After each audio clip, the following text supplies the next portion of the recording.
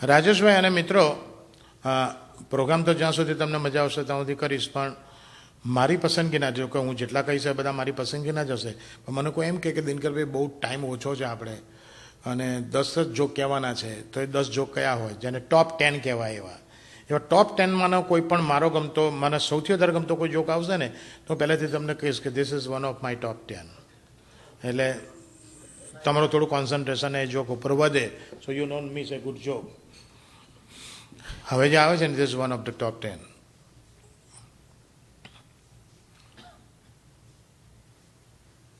એક ભાઈને નીચે એક જ લખોટો,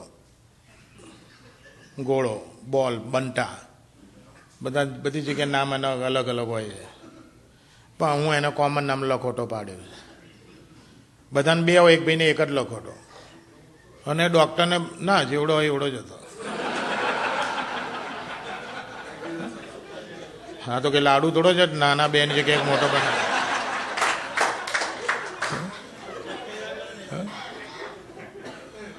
અને પછી ડૉક્ટરને બતાવવા ગયા.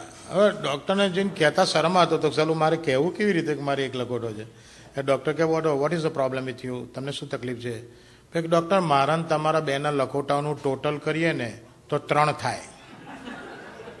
ડૉક્ટર કે ચોદ્યા મેં તો પહેલો માણસ લખોટા વગરનો જોયો કે.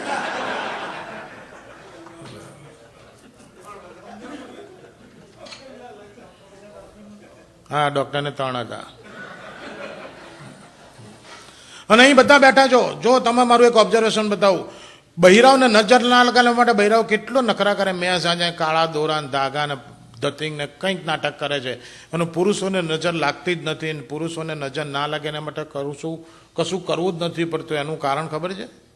એનું એક જ કારણ છે, પુરુષ પેદા હતો ને ત્યારથી ભગવાને એને છે ને નીચે 2 લીંબુ ને 1 મરચું બાંધી આપેલા કે આ 2 લીંબુ ને 1 મરચું છે બેટા, જલસા કરજા, તને લાઈફ ટાઈમ કોઈ નજર નહીં લાગે, જલસા કર.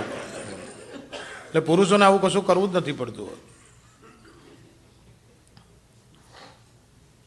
This is one of the top 10. એક ભાઈ ઘેર આવીને જમવા બેઠા, ભાણું પીરસે ને બૈરીએ રોટલીનું બટકું થોડીને દાળમાં નાખ્યું તો વાળના ગુચ્છા નીકળ્યા, શાકમાં નાખ્યું તો વાળના ઝુમખા નીકળ્યા. એટલે બગડો ની બેરી પર કે સ્ટુપિડ, એકાદ વાર કોક વાર આવે તો હું લેટ ગો કરી લઉં, ચલાવી લઉં. વોટ ઇઝ ધીસ નોનસેન્સ, આટલા બધા વાળ ક્યાંથી આવ્યા? અને એ વાઈફ કે બહારથી ઉડીને નથી આવ્યા. અરે ક્યાંથી આવ્યા એ કે એમાં નીચેથી કાપીને નાખ્યા.